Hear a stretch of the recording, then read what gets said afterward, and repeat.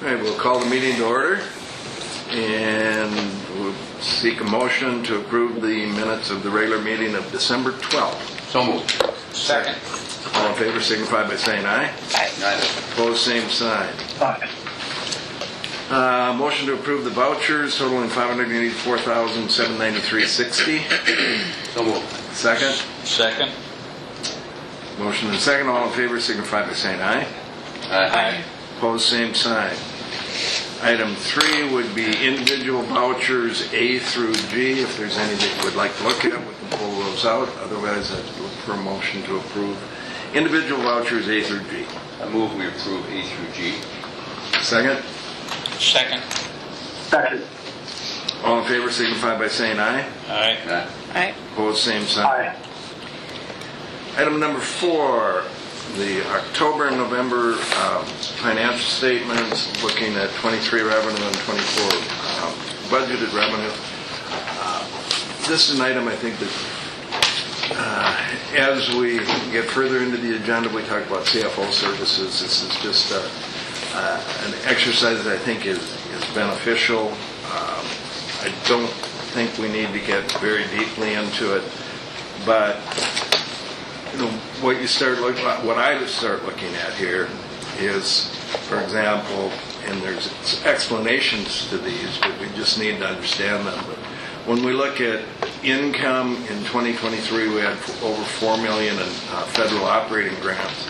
We're projecting for 2024 zero, and so that has a major impact as we start looking at our performance over time. What that drops down to, a couple other items that start to be interesting. Interest revenue, what are we projecting in interest earnings over the next year? We're dropping down from $1 million to about $780. Everything's sort of pointing that direction. There was one I was curious about. It's not a big difference, but it seems to be trending downward. Is the rentals of hangars and FBOs. We're showing that dropping from $835,000 to $793. I was just curious what, most of our leases have escalator clauses in it. Is there something, a lease change or something there? Just kind of one of those that might be a very simple explanation. If we kind of work that down through, we see an $18 million net income, total income for 2023. That drops down to about $14 million. In our budget for 24, that $4 million has a big impact on that. But again, those are just items that I think we need to be aware of and understand what's driving those changes. Any other comments from anybody? Okay, so you're on this one. Okay. Right. All right. And again, there's nothing scientific here. This is saying, what were these totals in 2023? What are we projecting them to be in 2024? Given we have a full year of data now, does our 2024 budget estimate make sense? And are we tracking to that? Always a big unknown, and Sean will talk us through this, but federal operating grants and COVID money has messed us up, not messed us up, but led to some bumps in revenues and different things. And as we progress into and have a discussion of CFO function, those type of discussions should take place each month with the financials, just so we understand.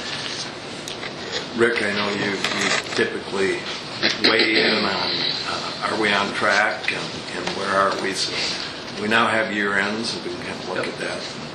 So I guess that'd be the question. When are we going to have the 2023 year end numbers? Be sometime probably in late January. And then we should really compare that with the expenses, but I think it'd be really helpful to hit on these key changes in the revenue. I don't know, I mean, Well, there's two of them, which is the COVID, and all of the COVID funds. We have like 3.3 million left in COVID funds.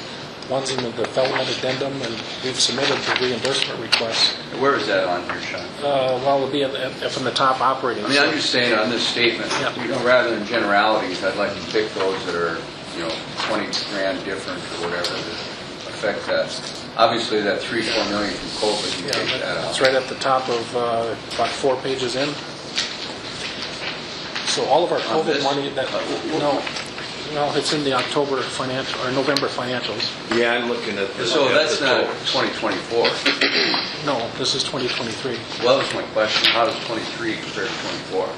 For You were COVID money. referring to this, right? Right, Yeah. the 23, 24. I guess my question is on this sheet, those things that are substantially different in 24 than 23.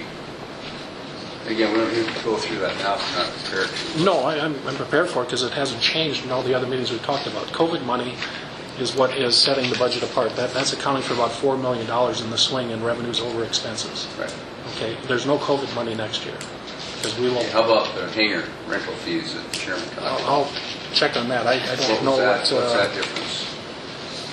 That's It looks something like different because that's you're looking at the about dashboard, 30. which I don't. Yeah, pay it's attention rentals to. and hangars and FBOs, is 835 versus Who's Fargo 793. Aircraft Maintenance? That'll be Dave Dave Saul. Saul.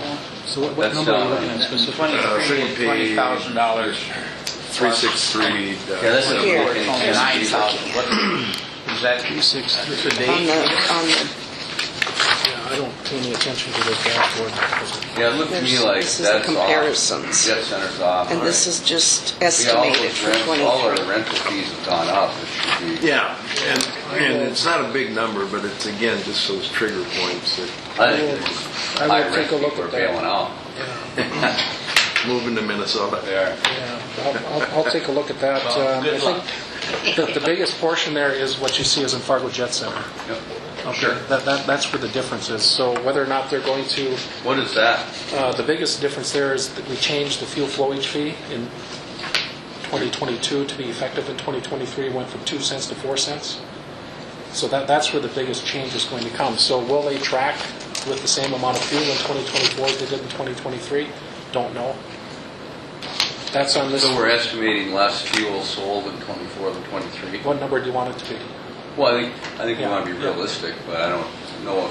Yeah, that's Again, where- I don't mean to get into this No. minutia, but I think this is something that we ought to know. We ought to have some meeting of the minds here. We get all our 23 numbers together, look at 24, and make sure that we have adjusted it appropriately. Yeah, because the others are, as you say, right per the lease, so they're right to the penny, or they're Yeah. rounded here. So your biggest difference in that line is Fargo Jet Center. So the 1.5% and the 2%, or 4 cents per gallon on the fuel flowage fee. That number could be increased to, do you want to match 2023? But again, I'm just saying that this is the Yeah. budget you put together. What's the rationale for changing that number? That's kind of my question. Yeah, it all depends on if their sales are going to be the same as they were in 2024, where the 1.5% comes in. Fuel sales probably will stay about the same. So who came up with the 492? I did. I did, You did? yes. Okay. So you assume there'd be fewer fuel sales? Not fuel sales, the 1.5% of the gross income. You know, because a lot of the 1.5% is based on the aircraft that they're selling overseas that they equip with different things, the equipment, their time, their labor. Maybe I don't understand. What's a 1.5%? We get 1.5% of their gross income. And 4 No cents matter for where every it gallon. comes from. That's correct. And then how about fuel sales? 4 cents for every gallon that they pump, which used to be 2 cents. I So mean, if that number is 550,000, I'm afraid that might be too high. If it's 520,000, we might be in the ballpark. And again, what we're trying to do at the board level is understand where we're heading and the differentials. I mean, so we need to understand the trends and where we're headed. And again, that comes back to, I think, a monthly review of the financials, not just the ticks and tax, debits and credits, but understanding cash flows and different things like that. You know, the same thing with intergovernmental revenue. We have it at 0. Is 0 normal as opposed to 4? I mean, and what's that look like? That's just setting and understanding our expectations, but something I think that we can work towards. Just keeping us up to date and educated, Sean, as we go through the process. So are you clear on the COVID stuff? So any of the COVID money that we receive in 2024 is all accounts receivable for 2023. It's all going to fall back onto the 2023 books whenever we get the money, because it's to reimburse us for expenses that we incurred for the exit plaza, the East Economy lot, or the security checkpoint, or whatever it might be.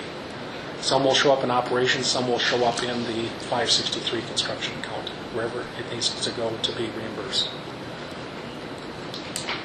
But any other federal grants could come in under that at this point.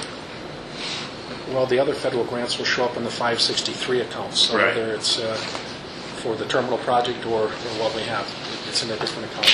So if we look back 5 years, this 7004 account would be 0 is pretty much Before pre-COVID. COVID, yes, yeah, those accounts never existed. So again, those are just explanations that we need to understand. You know, when you just pick this up cold and look at it, you kind of go, whoa, what's happening here?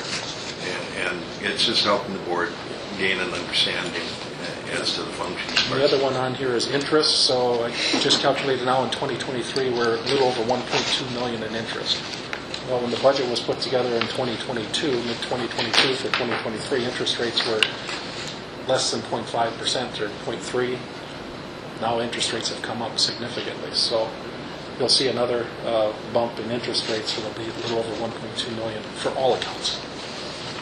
That's PFC, that's operations, that's it. But we're projecting less revenue for 2024 in interest. Yeah, some of that has to do with the cash flow analysis of how we'll pay McGough and other contractors, so we're going to be drawing down that money, so there probably won't be as much invested as we have right now as we pay for the terminal. If the parking garage takes off, we're going to have less money invested, so we'll be paying fees, and plus, the prediction is interest rates are going to start coming down this quarter. Well, but our balances are bumping up too.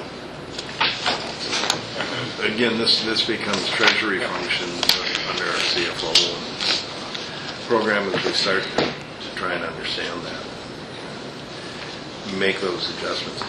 The other suggestion would be, I've worked with some companies where we will do actual plus then budget. So we'd take 3 months, if we're into March, we'll take 3 months actual and then recast 9 months forward to start trying to zero in and see where we are. As we go through these construction projects, cash flow is going to be critical, and that, movements around 4 or 5 million will have an impact there.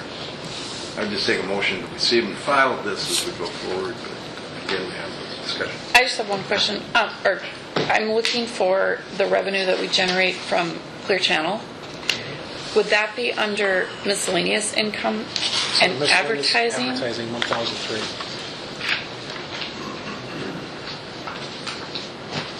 Let's see. So I'm on page 3 under miscellaneous income.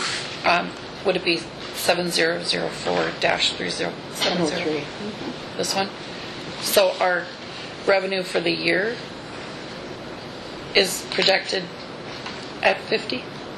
Right.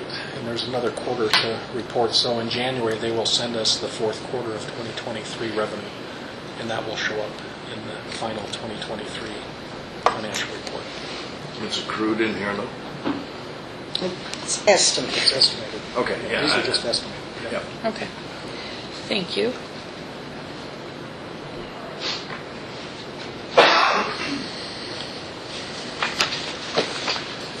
Again, the purpose of this is just to help the board have a better understanding of the cash flows. You can all ask questions anytime. When you first came on the board, come and sit in the office for an hour and go through it. Some of you have done that sometimes. Those that haven't probably have the most questions. So I have one more question regarding the repairs and maintenance. It's 411, 2023, 411,000, and like the 2023 budget was 61,000. So what happened is with repairs, so because of the CARES grant, they had us put all repairs into one expense account. Okay. That will change in 2024 because then they'll be allocated back to general repairs for what you're building and what have you.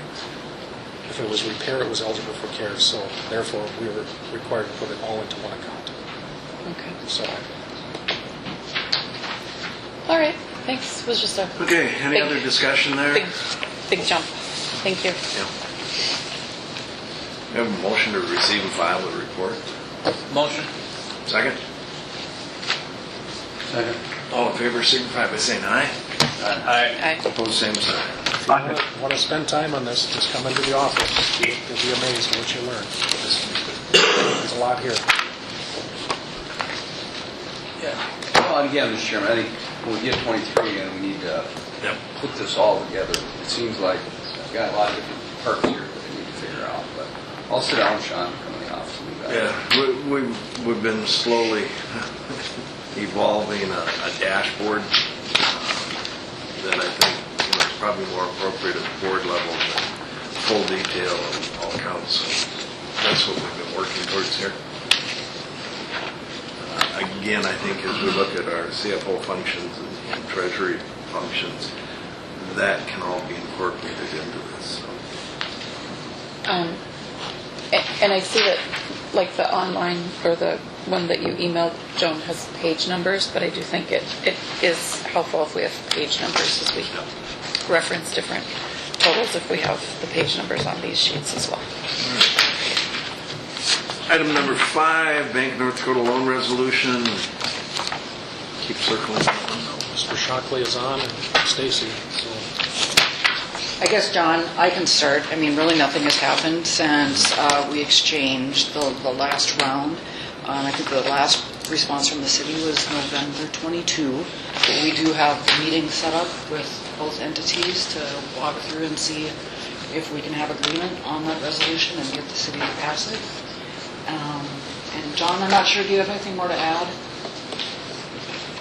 The only thing I have to add is I've spoken with Eric Johnson. I think he understands the issues, but I think his comment was that it's really the decision maker's decisions, not his. So I think tomorrow's meeting will hopefully we can maybe make some resolution of some of the issues. What time is that one? 3:30?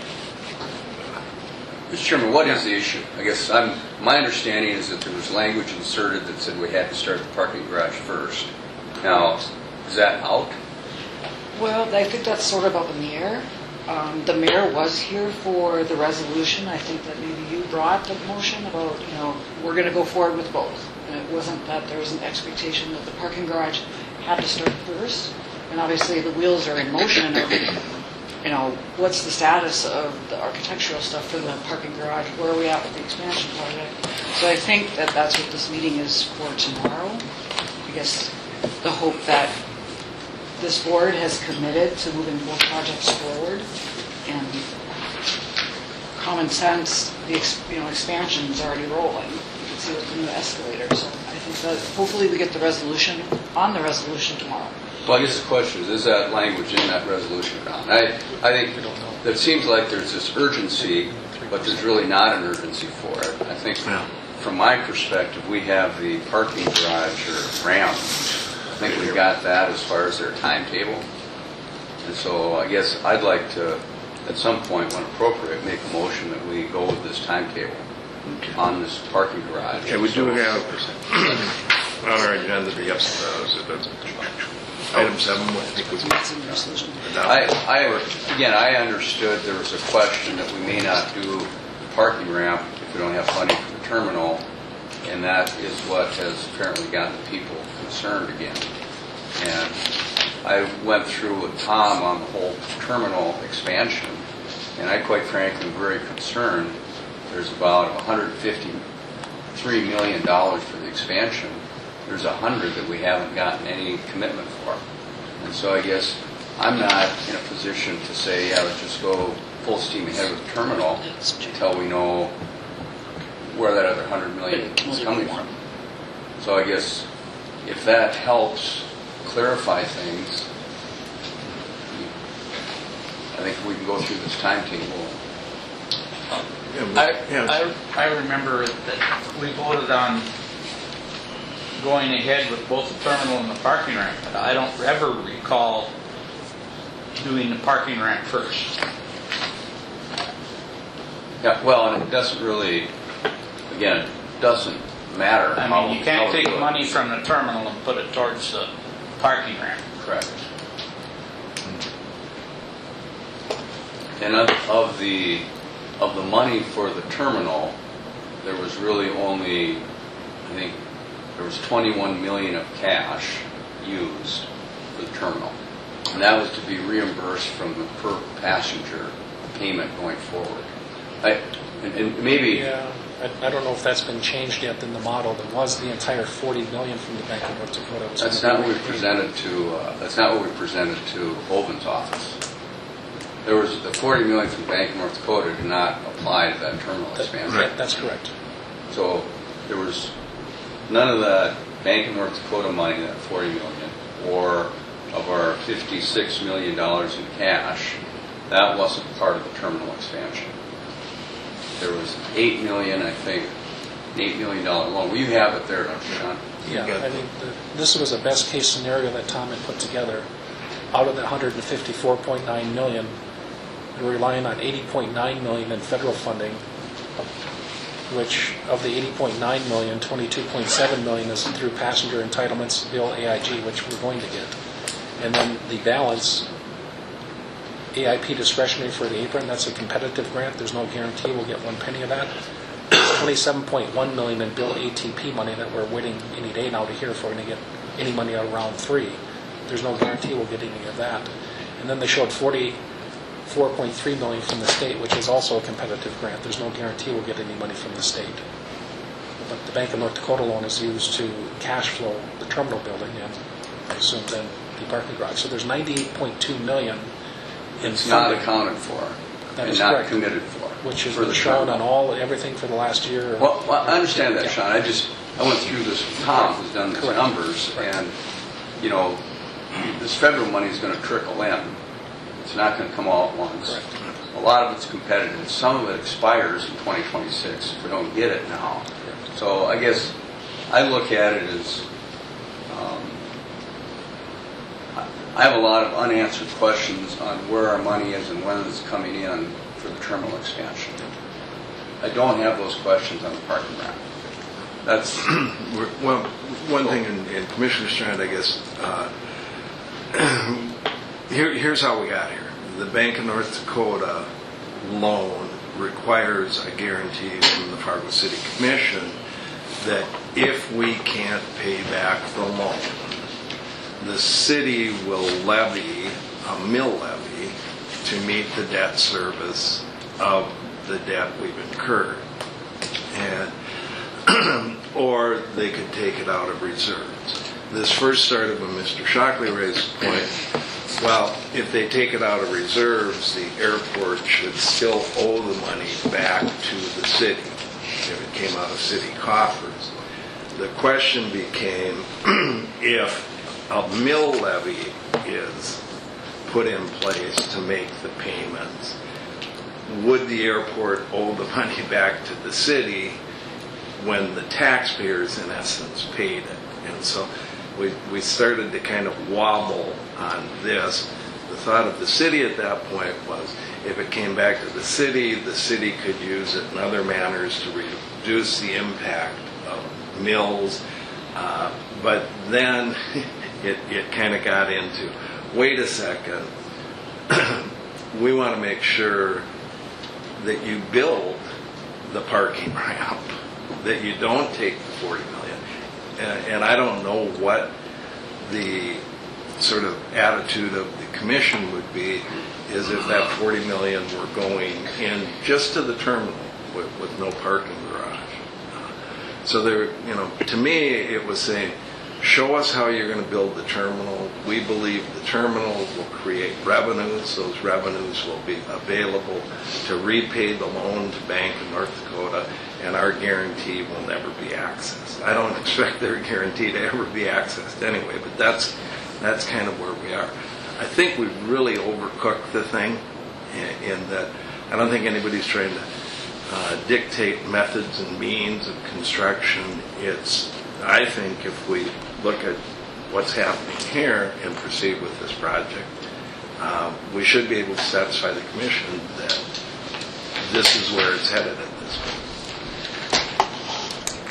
Yeah, I mean, there's two separate issues here. One, we have a parking ramp that when that's completed will generate $9 million in cash. Right. Number two, we've got the terminal expansion. When that's completed, will not really generate any additional revenue for the airport authority. Right. We have a few more passenger employment dollars, but it's not like there's a ton of revenue that's going to be coming in on that. We haven't seen that. So of that $153 million, you know, what Tom said is there's 57, 58 from the feds that hasn't been committed.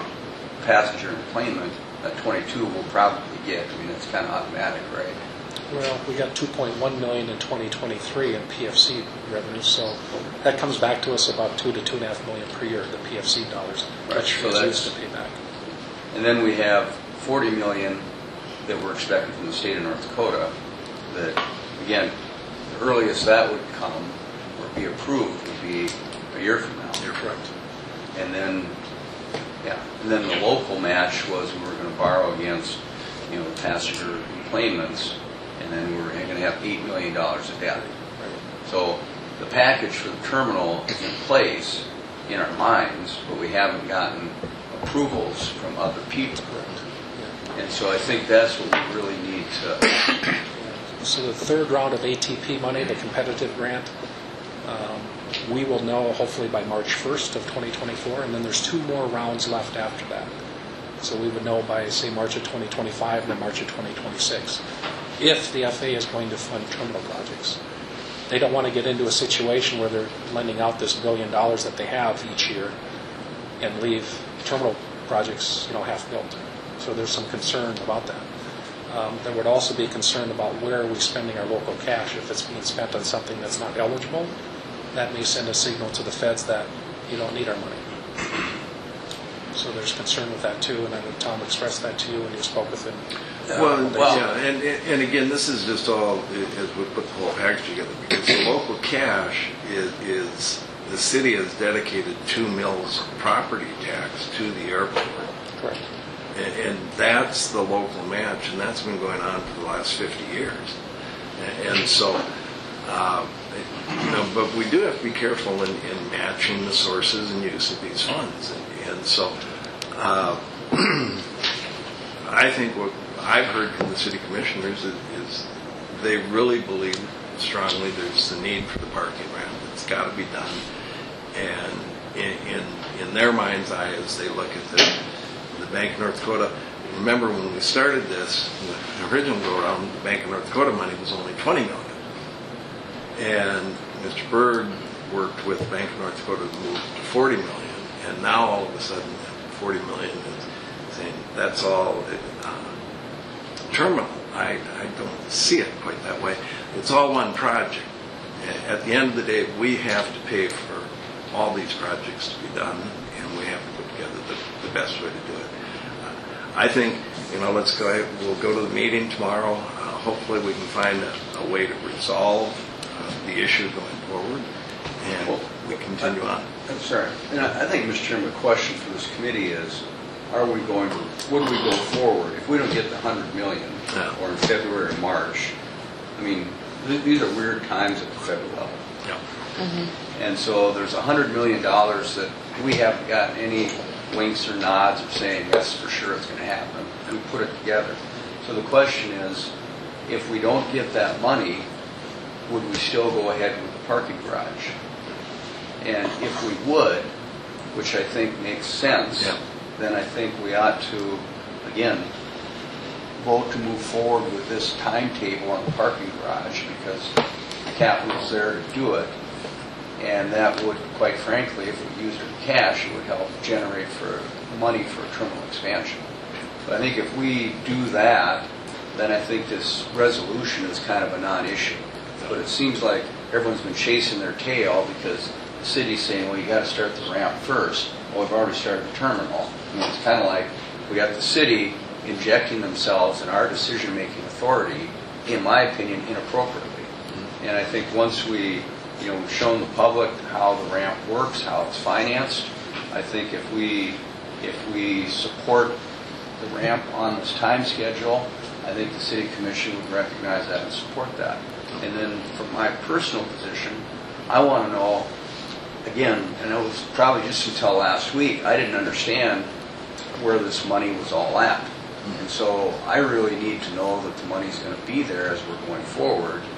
And what concerns me in part is, again, when we went out to D.C., they talked about some of these projects are multiple tranches over a long-term period, which to me is just foreign that you would start a $150 million project with $20 million commitments for 7 years or something like that. That's going to, in my fear is that's going to impact the price dramatically if we have to build it in tranches and build it and do the shell and then do the remodeling and do the interior. So I think that's part of our discussion at our next meeting is really dig into that and understand that. But this financing piece for that, I'm concerned about.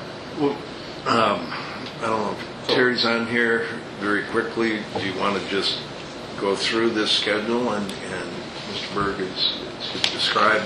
Sure, absolutely. You guys all got a copy of it, right? So I don't need to bring it up on the screen. Might want to do it for Rick Hagan. So, you want me to share it on the screen? Would that be good? I did email it to Rick Engen, but... That's it. Rick, do you have it? Oh, Okay. Okay. okay. So the schedule really for us to get this garage done, that runs from roughly August to March of 24. We presented the schematic design in December. Design development, which is in this case, it's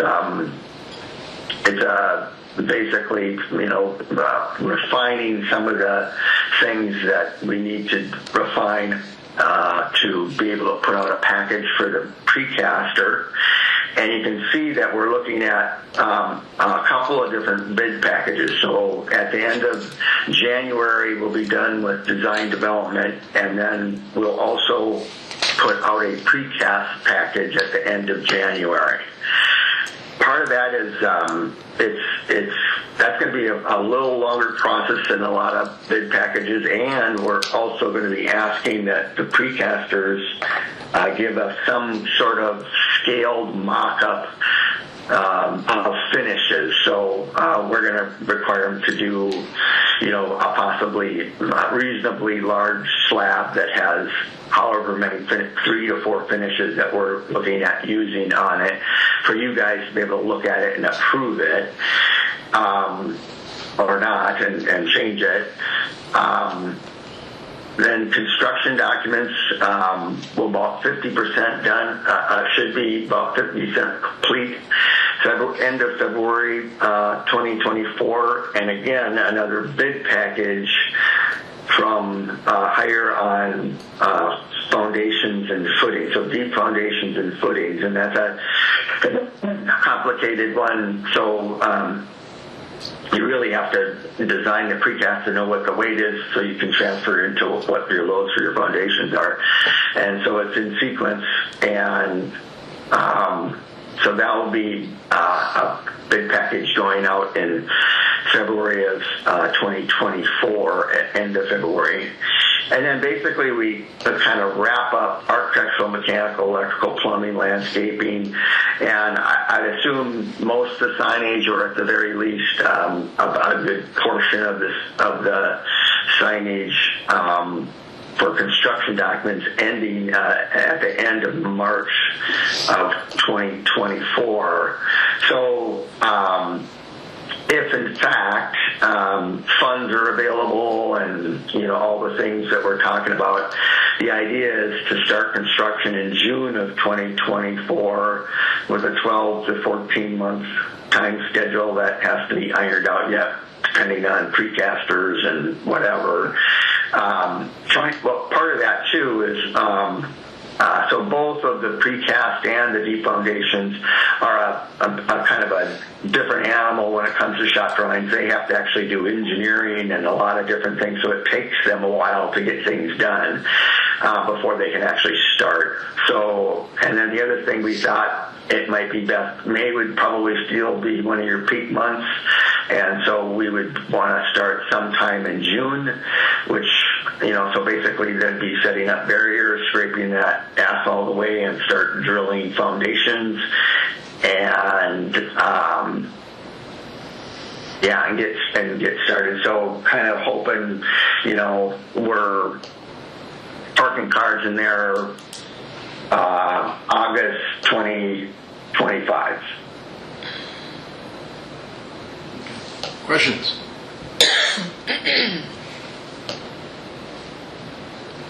So, Mr. Berg, you feel if we approve this will be enough to take to the city? Yeah. And Commissioner Strand, I kind of ask you how you feel about that. Go ahead. No, I was just going to say, I think this is what we've kind of agreed to already. I think if we approve this timetable, that then communicates to the City Commission this is the direction we're going and the timetable we're on. Now, things can happen, but again, just so the board understands, the terminal expansion, above and beyond that, we have a $40 million loan from the Bank of North Dakota at 2.5%. It's not applied to the terminal expansion yet. Kind of be held in reserve.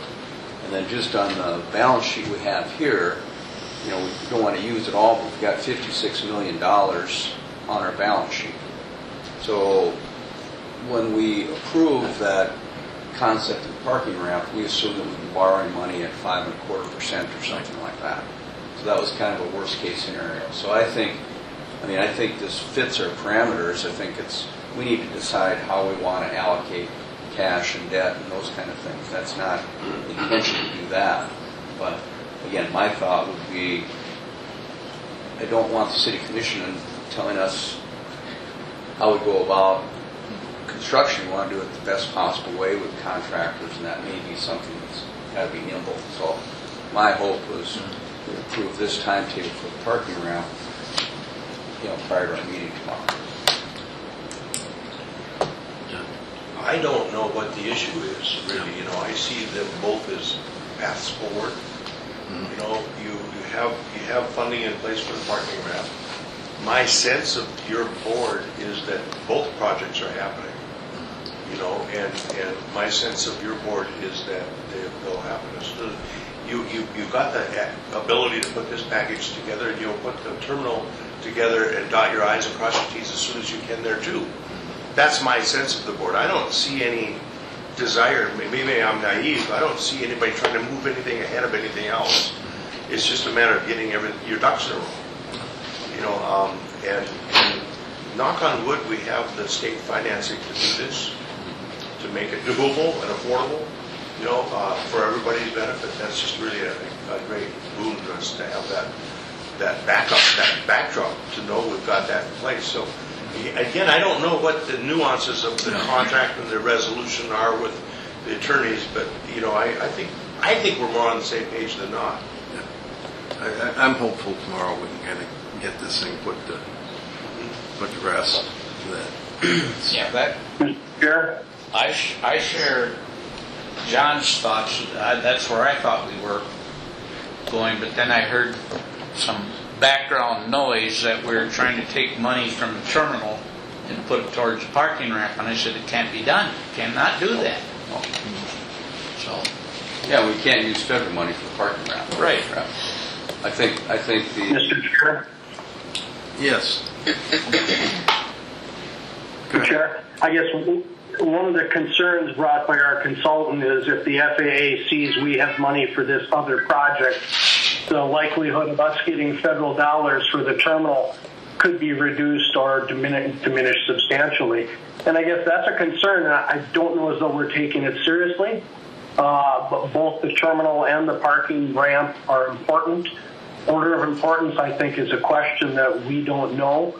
But when there are several millions of dollars on the line from a federal grant giver, we should take that very seriously and not front run our own desires or the desires of the mayor of the city of Fargo, just to have a parking facility in the possibility of losing grant dollars for a terminal. That's a very serious question. We should understand that before we move. Rick, and maybe you can address Well, that. I think that's exactly why we should move forward. All of our documents are public record. I think if we're asking for a grant and they see we have $56 million sitting in cash, I think that is far more of a red flag than the fact that we built a new parking ramp to accommodate a terminal expansion. So what do the consultants we've hired say about that? Well, again, I think we should have Tom present directly to us so everyone can hear directly from him. But his concern... I would agree. Yeah, so his concern to me, and that's why he put the $8 million loan in that package that was presented to Hovind, and he felt that showed the local commitment. But his concern was the lack of a commitment on the $98 million at this stage for the terminal. Rick, is there a document you're referring to here where one of our consultants has made this statement that building the ramp causes problems? Well, Mr. Chair, I would go back to the original document presented to Senator Hovind and the FAA when you guys were in D.C. That was an ask document. That wasn't the budget and source of funds. That was the ask for the money that we don't have yet. Correct. It wasn't a budget, it wasn't the source of funds, it was an ask for funds. And I don't want to use that with the actual money we have coming from the federal government, if any. Or state, as far as that goes. Well, again, I think we can clear this up with Tom if he wants to present. But it was the sources of money that was presented to Hovind and the FAA. You know, it was $80,900,000 from the feds, 44.3 from the state, and 29.7 from the local. And that identified which programs that money was coming from. So, but Mr. Chair, if we don't have the money, it's not a source of funds, it's an ask. What we're asking for, or hoping for. For the terminal. Yeah, well, yes. Again, I don't want to get wrapped up in the terminology, but because there's not going to be new revenue coming from the terminal, we want to get grants for that, and that's why the FAA supported that. Correct. But okay. Any other discussion at this point? Is there action the board would like to take? Well, Mr. Chairman, I would move that we accept this parking garage timetable for construction of the ramp, that we approve that timetable for the ramp. I second. I have a motion and a second, and I would just assume that includes the function of funding as we go through this. Yeah, we'll figure that piece out. Yep. I think we agree to this timetable, so we'll This know when we timetable. come up with the money and that kind of stuff. All right, we have a motion and a second to approve the timetable to be funded as we go through this process. Call the roll, please. Engen. No. Berg. Yes. Capitan. Yes. Heckman. Yes. Cosgrove. Aye. Motion carries 4-1 to send to Mr. Ingen. This here, that's on that same agenda item. Okay. That's in the Bankner Road. No, that's, you jumped ahead. I know. Okay. Fine. Oh, all right. We'll get to this one. All right. All right. Special assessment deferral, since we're just zooming through this.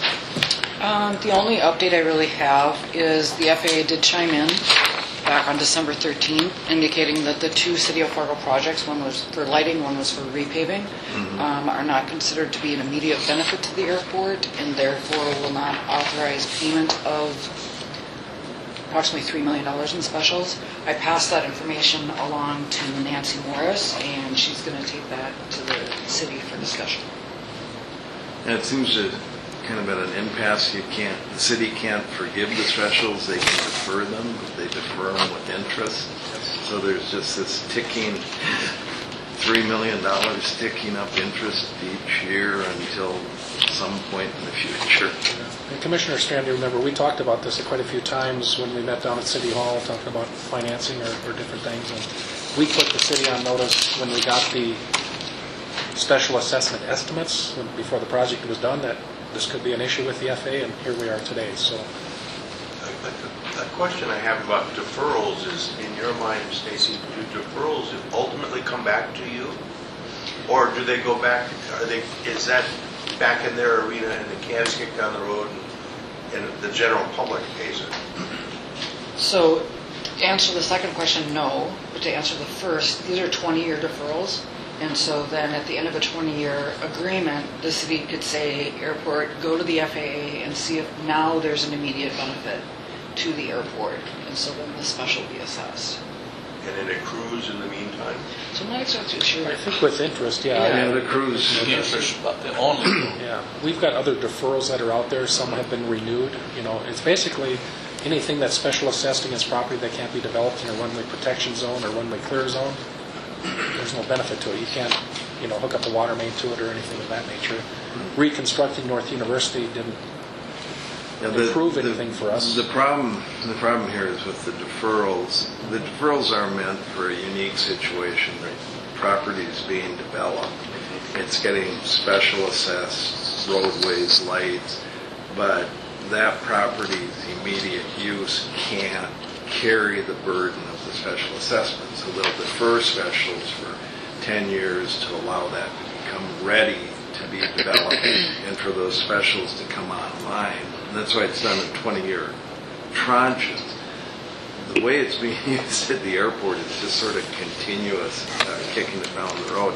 Both sides are kind of stuck by this because the city has to special assess to adjacent and benefited properties.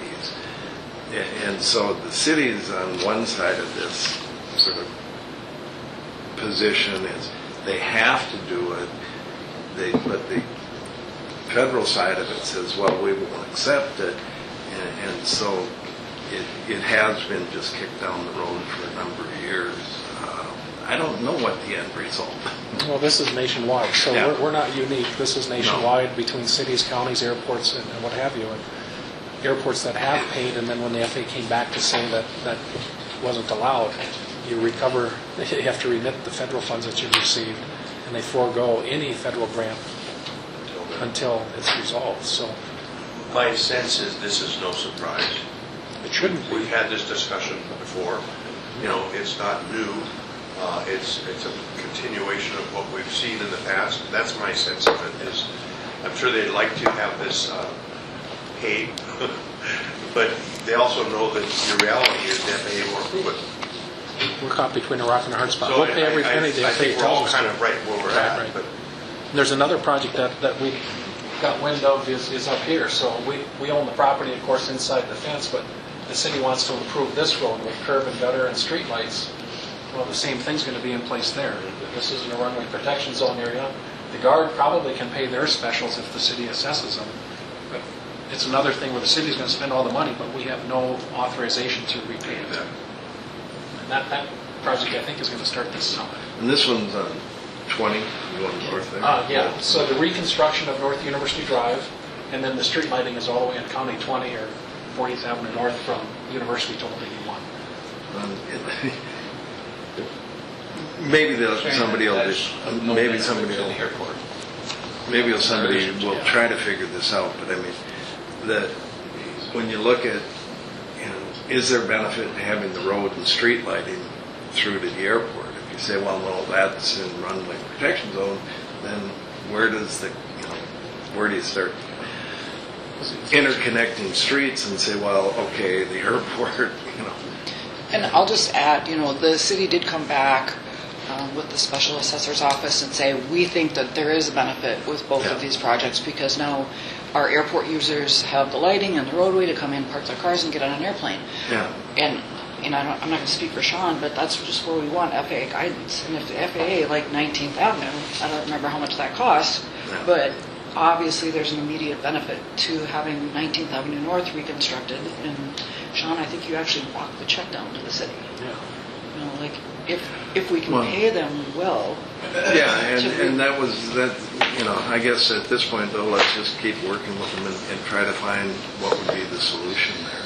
Just that idea. If we go forward and we pay, and then the FAA comes back after the fact to say there isn't an immediate benefit, then we're staring down the revenue diversion. I think we pursue it from how is it going to work for both sides and both regulations.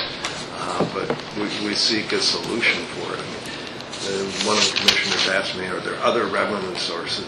Well, they tell us there's 588 rules on revenue diversification, so there might be, but how would we approach it? At the end of the day, for the taxpayer, it's like, what are you guys arguing over? Because the taxpayer is going to pay it in total either way. So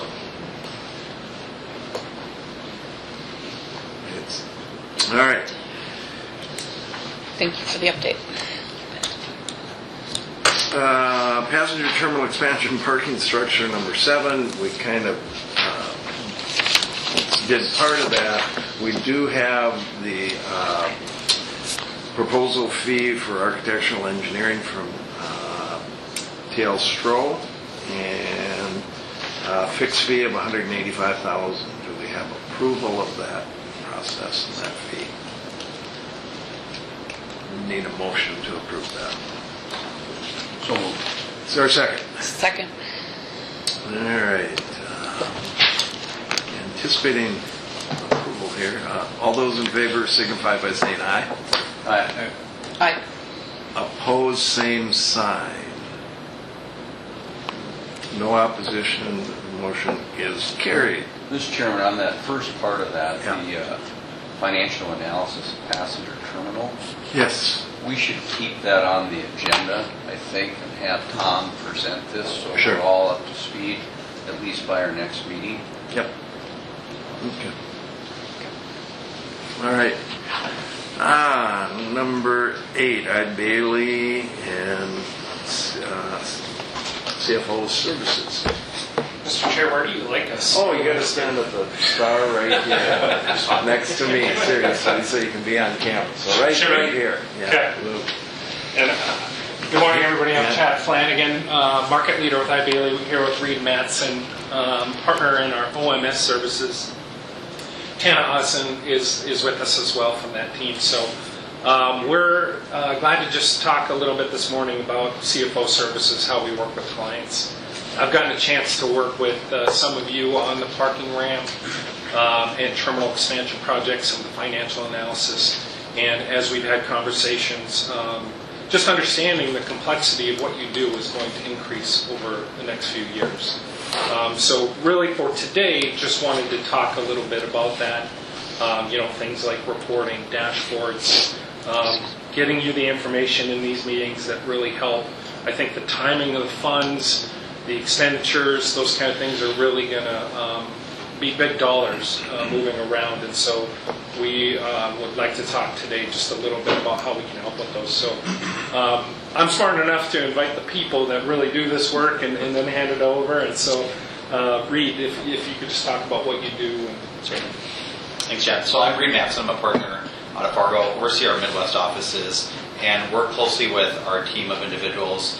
In the OMS, so outsourced to managed services, we serve clients anywhere from transactional level through interim and fractional controller and CFO roles. And so we have a dedicated team of individuals really all across the country that can help step in and be involved in these services. And like Chad said too, whether that's cash flow modeling and forecasting and projection, if it's financial oversight, capital expenditures, debt financing, any of those different areas, we've got a team of individuals that can step in and perform those. And lucky enough to have Ken on the call here with us as well today. She's one of our team members that's probably a little bit unique in the fact that she has specific experience related to airport authority, so I'll maybe just let her do a brief introduction as well. Hi, good morning. Can everybody hear me okay? Yes. Okay. I am Kenna, as Reed says. I am one of the managers in the OMS department, the Outsourced Managed Services at iBailey. And I see a few familiar faces out there. I see John Scrapers on the line, and Sean is there. And I know these guys because prior to iBailey, I was the director of finance at the Grand Forks Airport for 7 years.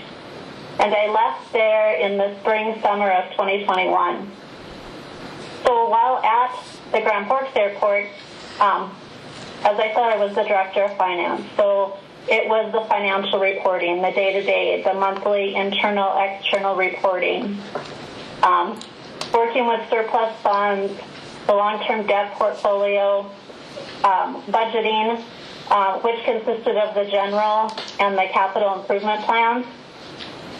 I worked to develop a model that we followed while doing the budgeting that worked with helping us set rates and charges for the airlines, landing fees, terminal joint use and preferential rates, fuel flowage fees. I worked a lot with John Scraper and stuff at Mead and Hunt for the capital improvement programs. As we had a 10-year plan or $100 million project going on when I left. So I have experience with the grant management, the federal, state, the COVID, the CARES, airline lease negotiations, TFCs, the ACDB programs, and the FBO. And then at Grand Forks, it was unique because we also had UND. So we worked a lot with the UND buildings and leases as well. Plus, I did the payroll, the benefits, things like that. So I think not only on top of what Chad and Reed bring in the big scope of your planning for your capital projects and stuff, I would bring the financial experience for the day-to-day, the monthly, the yearly also to it. And I think what's important is that, this role can take on various scope. And what's important is to assist the board and the leadership and the management in whatever scope that makes sense. I think every situation with outsourced accounting is a little bit unique, and we would certainly do that work to make sure it's the right fit. Any questions of us? How much do your services cost? Yeah. Yep, so we would bill that on an hourly basis. I would say the range of the individuals that we would have involved in this project would be somewhere between 200 and 300 an hour. What we'd like to do when we organize this is get a really clear scope in terms of the expectations of what specific areas you'd like us to work on. And, ideally if we could get to a set conclusion of, okay, we want, X number of hours per week, then we can try to work within that realm. We do set it up so we can have weekly updates so that you're informed of what the hours are, what's been completed. We do bill every 2 weeks as well, so that, again, you're up to speed in terms of where you're at, what's getting completed, where the time has been going in terms of the different projects and things along that nature. And I believe in the budget we put 250 in for that one. 200. 200? Okay. It shows up in the payroll expense, but it would have to be brought out to a separate expense if it's OMS. Well, Mr. Chairman, I think one of the things for me, as we embark on this $200 million expansion, having another set of eyes and ears looking at that, making sure that we're going to cash flow, making sure that we can afford any long-term commitments that we make, I think that helps. I think that not only protects us as a board member, but it protects our staff as well. I think it's an addition to what we're doing, not that we're doing anything wrong. I think the other thing for me as just a layman, I think helping interpret this in plain English for a board would be really helpful. I think we've struggled with that. And so what the scope would be, I'm not sure, but I would say number one would be, again, making sure as we do this expansion, the timing and revenue, that we're knowing what we're doing there. John, how do you feel they could help? What are your thoughts? Well, I mean, you're pretty determined to do this, and I've known Tana for a long time. I mean, she understands the airports. Our accounting systems at airport to airport are pretty similar. Just understanding the terminology of it. If they want to assist on the debt financing side or whatever it may be, I mean, that's certainly fine. I think day-to-day stuff, Joan and I, along with balance tax and accounting, have that down pretty well. It's just another set of eyes to look at debt financing or things like that. We had Brad Elmer from Baker Tilly engaged, and I'm not sure where his bill is or what he's doing, because he was looking at alternate financing for the terminal, which is revenue bonds. So if we get into a stage where we have another bid package to do and the federal funds don't come through, they were looking at revenue bonds, a series of revenue bonds to pay for the terminal. That's been in our plan for a while. So, but it's entirely up to you. We'll work with whoever you put forth if you feel like that is necessary. I've done it for 37 years, and it's up to you. Well, I think, Sean, you've done an admirable job for 30 years, but this is embarking on about $200 million in capital improvements, all within a very condensed time frame, in a very unique environment that this is going to have to be nimbly put together and managed. The Treasury function is going to be crucial, timing, grants, everything over a 3 to 4 year period. I think these type of services are really, really valuable. And what we need from that function is, yes, historically looking back and tracking where we've been is important. The CFO role going forward is looking miles ahead of us, trying to figure out where the problems, where the choke points are going to be, how do we deal with them, how do we anticipate, and in this environment we're in, to take and pile that on our existing workload and situation, I don't think is realistic. So I've been supportive of this from the start. I think this provides us a transition that we aren't going to move into creating and hiring a position at this point. The function here at some point, if we were to progress, it would actually help us in the search then for full-time CFO at some point.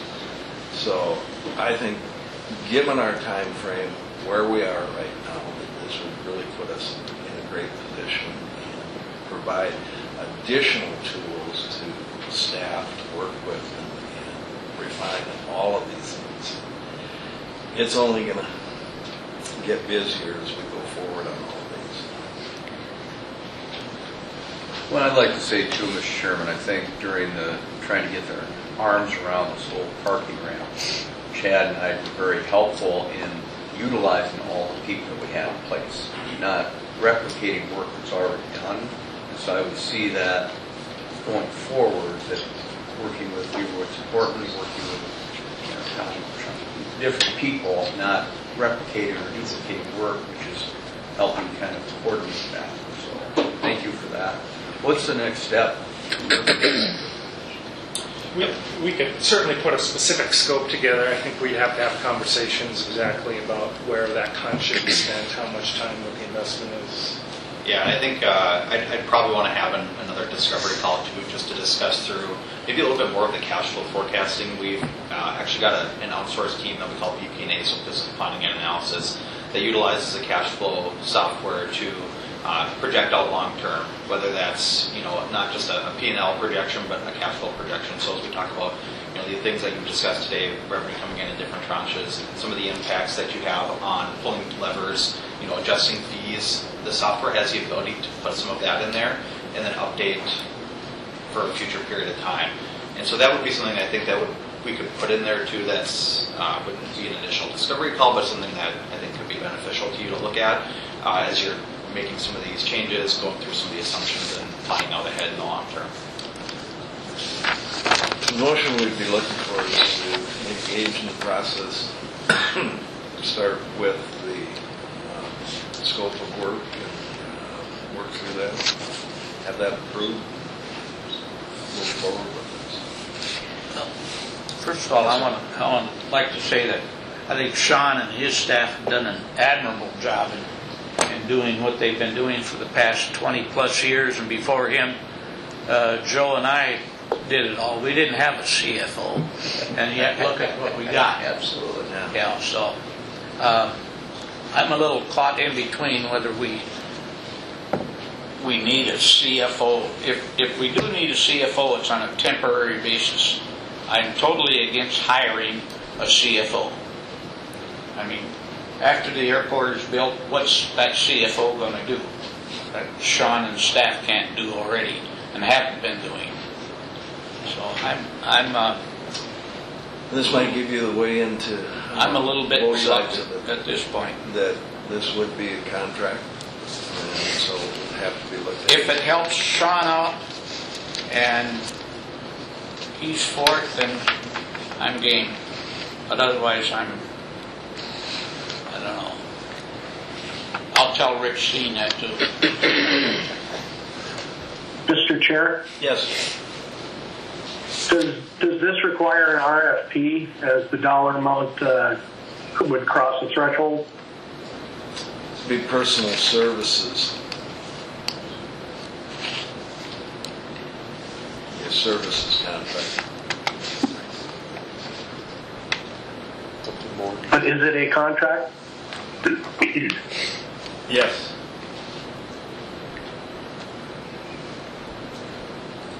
So what does that mean?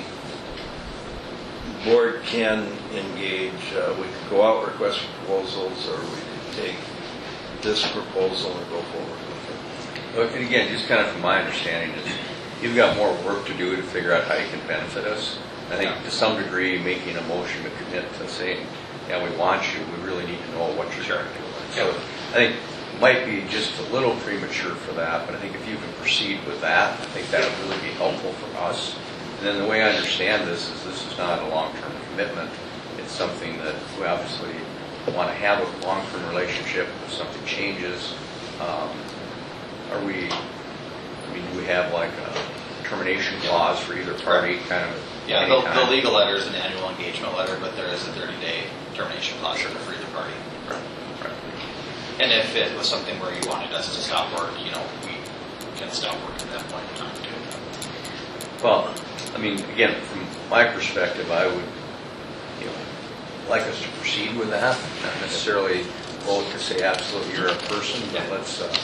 I don't know what the right Could motion you, would be, or maybe we don't need a motion. our next meeting will be in 2 weeks. We've worked through the scope of work and proposal. Certainly, you could probably have the commitment letter available for us. Yeah. Take that next step. Maybe we just move that we continue discussions with Bailey on this role. And I totally agree with Jim. This has to be something that fits in with our team. Otherwise, So I guess I would move that to continue discussions with Ide on a CFO role. One more thing, I think. So last week or at the last meeting, we had a vote that the motion failed, but it was about reinvesting or moving $9 million into a 4-week CD.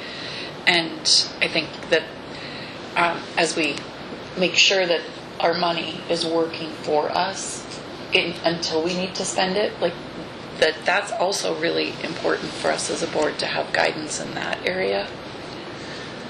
With the cash balances that we're carrying, there's a tremendous amount of leverage available.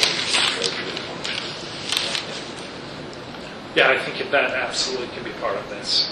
And again, I think we'll be careful to not overstep as well, right?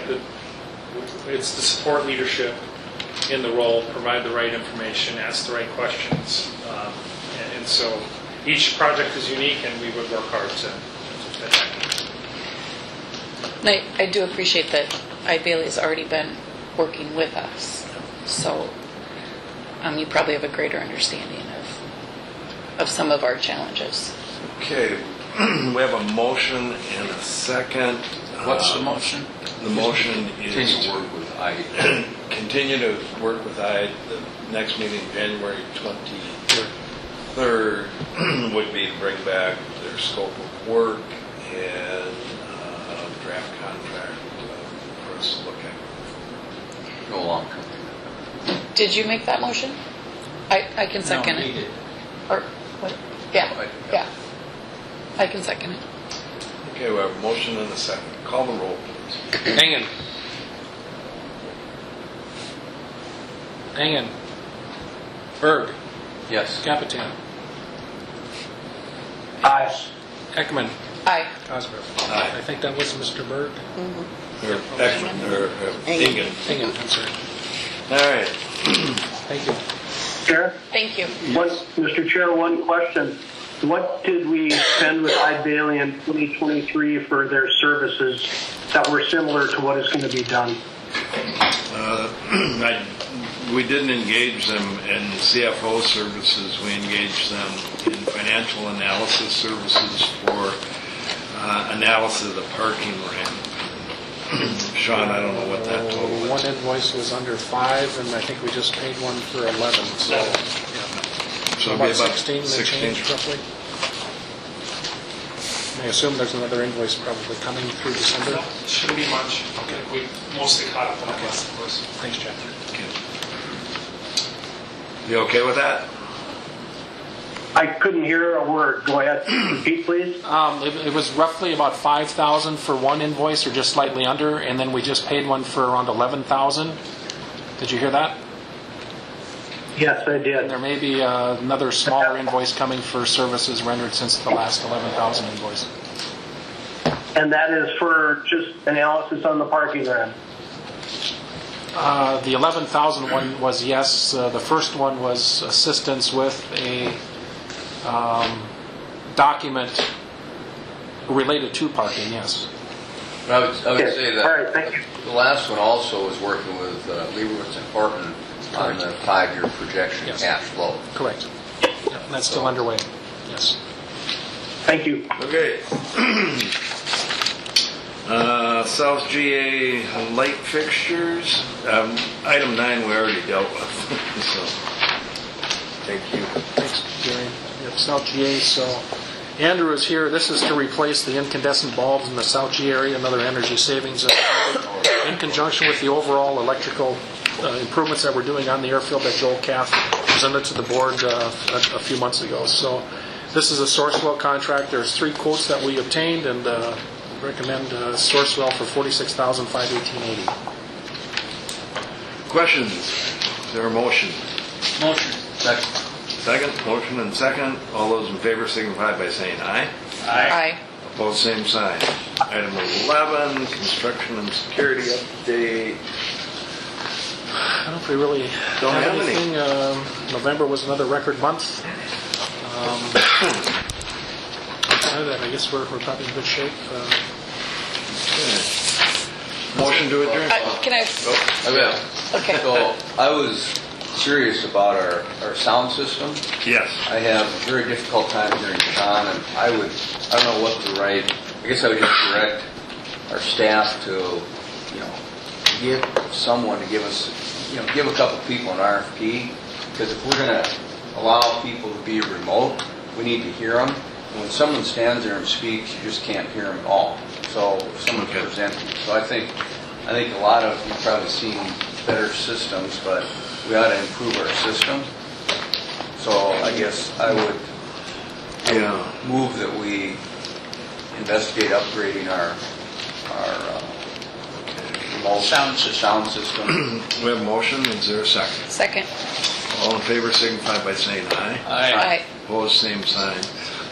I would just suggest, hopefully, in the terminal expansion project, we will create an audiovisual room. There are some options that may require us to go off-site, but if we could get some, an interim period, I don't know, or whatever we would purchase should be able to transfer to the new facility. Agreed. And I'd be totally fine with going off-site if that's easier. What just popped up. He might have an update on how long. We don't need to take a lot of time on this. No, okay, let's just ask staff to explore that and see what the options are. And before we adjourn, one more. The last time we heard from Greg Pearson and had an update on our parking surveys was September 13th. And fortunately, we've had probably a winter so far with less issues because of the lack of snowfall. But I think it is important for the board to see what the results of these surveys are, so that if there are issues, we can address them in a timely manner. And so I think that to go from September to January is too long.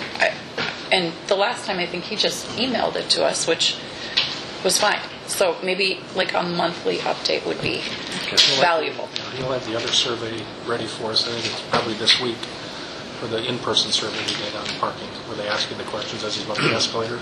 That's helpful, but also the other ones. I think people, they go online and say, oh, this machine didn't work, or this arm is a problem, or whatever their comments are. I think it's helpful for us to make sure that we're taking care of our biggest revenue generator, which is parking. Along with that, I guess it might help if Greg, I know Greg will be working with the architects and with contractors with parking, but probably not too soon to start putting forth plans during the construction where parking might be made up, or we can start looking at those things to minimize the revenue impact over the construction period and to accommodate people having a spot to park. Their agreement with us ends on June 30th. They had asked for some extensions. I think it's probably time for them to come forth with another parking extension request for 5 years. They were just recently selected in 2018, so going out for RFPs would not be in our best interest. All right. Anything else? Motion to adjourn. So moved. All in favor? Aye. Opposed? Thank you.